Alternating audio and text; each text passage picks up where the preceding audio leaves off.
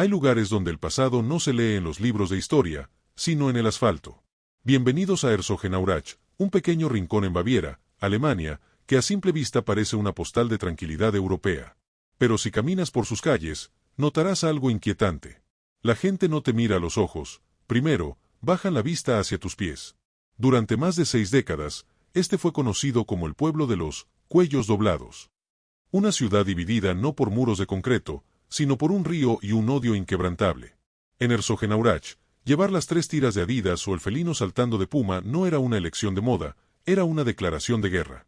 Si trabajabas para una fábrica, no podías sentarte en el bar de la otra. Si el hijo de un empleado de Adidas se enamoraba de la hija de un operario de Puma, el romance era visto como una traición familiar. Esta división no nació de la competencia comercial, sino de una fractura interna en el corazón de una familia que, tras tocar la gloria, decidió que el rencor era un legado más duradero que la sangre. Esta es la crónica de Adolf y Rudolf Dassler. La historia comienza mucho antes de los logotipos globales, en la humilde lavandería de la madre de los Dassler, Pauline. Era la década de 1920. Tras un periodo de gran inestabilidad económica en Europa, 2 hermanos decidieron unir sus talentos. Adolf, a quien todos llamaban Adi, era un joven introvertido, casi obsesivo con la perfección técnica.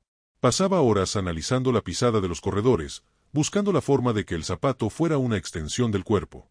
Por otro lado, Rudolf, o Rudi, era un volcán de energía, un vendedor nato que entendía que un producto no solo se fabrica, sino que se desea.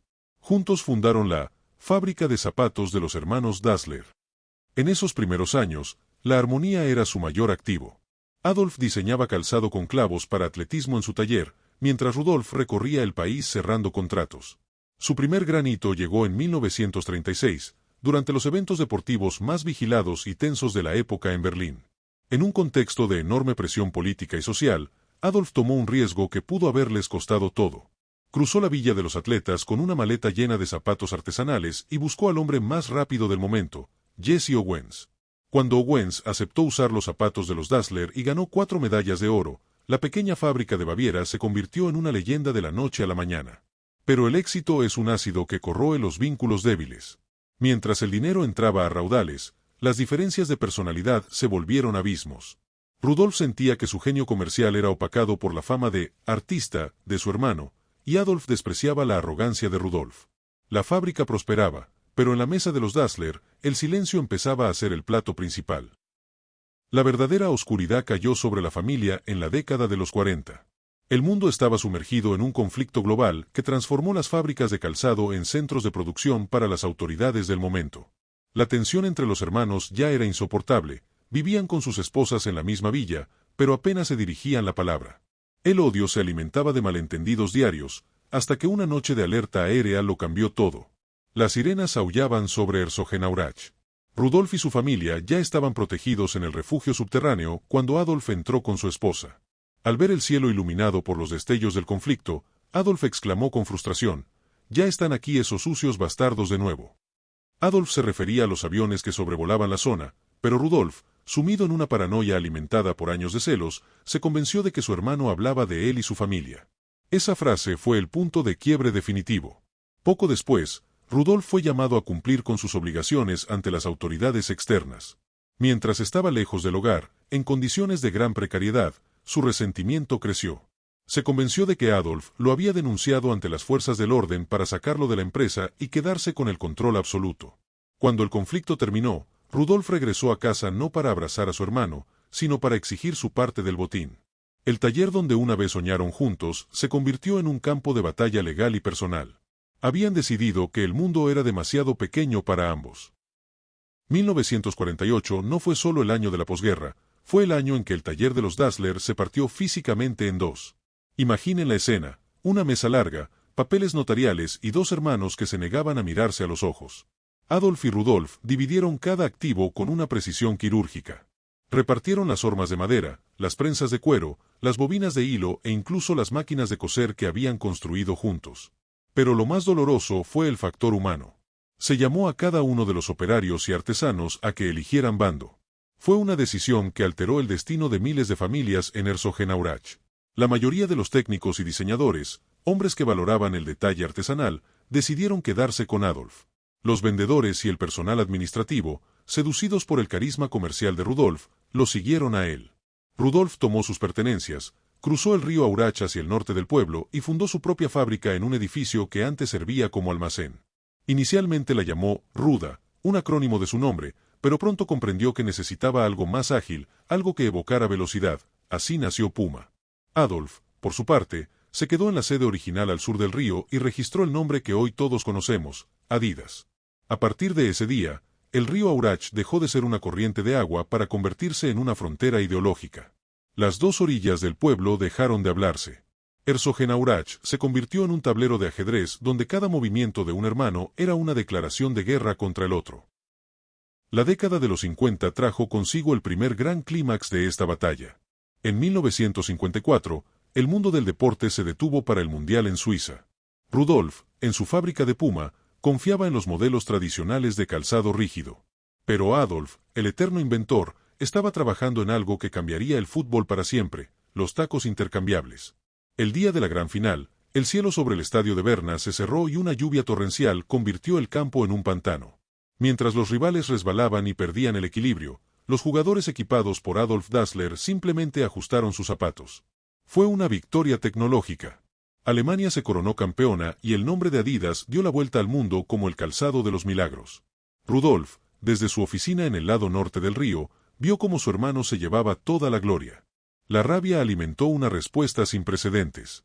Comenzó la era de los maletines. Ambas marcas empezaron a competir por ver quién pagaba más a los atletas para que lucieran sus logos. Se dice que los representantes de Adidas y Puma llegaban a los hoteles de los deportistas a mitad de la noche para ofrecer contratos de exclusividad, vigilándose mutuamente desde las sombras del vestíbulo. La pureza del deporte había muerto, había nacido el marketing moderno, forjado en el fuego del odio fraternal. La traición definitiva llegaría en 1970, en el Mundial de México. Para entonces, la rivalidad era tan destructiva para sus finanzas que ambos hermanos, a través de sus representantes, firmaron lo que llamaron el Pacto Pelé. Fue un acuerdo de paz temporal. Ninguno de los dos intentaría fichar al astro brasileño, sabiendo que una puja por él los llevaría a la ruina mutua. Sin embargo, en la historia de los Dassler, la palabra dada siempre fue frágil. Segundos antes del inicio de los cuartos de final, frente a millones de espectadores, Pelé pidió permiso al árbitro para amarrarse los cordones. Las cámaras hicieron un primer plano de sus pies y allí estaba, el logo de Puma. Rudolf había roto el pacto en secreto. Fue la humillación pública más grande para Adolf y el golpe comercial más exitoso para Rudolf. La fractura familiar era ya total e irremediable. Rudolf Dassler partió en 1974, Adolf lo siguió 4 años después. Ni siquiera en sus últimos momentos hubo una reconciliación. El último acto de esta guerra se escribió en el cementerio local de Herzogenaurach. Ambos pidieron ser enterrados allí, pero con una condición inamovible: sus tumbas debían estar en los extremos opuestos del lugar, lo más lejos que el terreno permitiera. Hoy, Adidas y Puma son imperios globales que facturan miles de millones, pero en sus cimientos sigue latiendo el pulso de dos hermanos que no pudieron perdonarse. Herzogenaurach ya no es el pueblo de los cuellos doblados, pero la lección permanece: la ambición puede construir un imperio, pero el rencor puede destruir una vida. El éxito, a veces, tiene un costo que ninguna cuenta bancaria puede cubrir.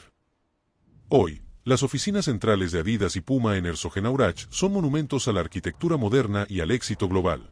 Miles de empleados trabajan en armonía, y en 2009, tras décadas de silencio, se celebró un partido de fútbol amistoso entre ambas empresas para sellar una paz simbólica. Pero la pregunta que queda en el aire es: ¿habrían llegado tan lejos si se hubieran llevado bien? A veces, la competencia más feroz no es la que viene de fuera, sino la que nace del deseo de superar a quien mejor te conoce. El odio de los Dassler fue el combustible de una maquinaria de innovación que cambió el deporte para siempre. Pero el precio fue el vacío absoluto en el corazón de su familia. Y ahora, queremos escucharte a ti. En esta guerra de más de medio siglo, ¿de qué lado estás? ¿Eres fiel a la ingeniería de las 3 tiras o prefieres la agilidad del felino saltando? ¿Crees que el éxito empresarial justifica sacrificar el vínculo con un hermano? Tu opinión es lo que da vida a este canal, así que déjanos tu comentario abajo. Leemos cada una de sus historias y debates. Si te apasionan estas crónicas donde el lujo, el poder y la ambición revelan su rostro más oscuro, no olvides suscribirte ahora mismo y activar la campana de notificaciones. Tu apoyo nos permite seguir investigando los expedientes que las grandes marcas prefieren mantener en la sombra. Gracias por acompañarnos en este recorrido por el pueblo de las miradas bajas. Soy la voz de este espacio, y esto fue el desenlace de la guerra de los hermanos Dassler. Nos vemos en el próximo capítulo, donde la ambición siempre tiene un costo.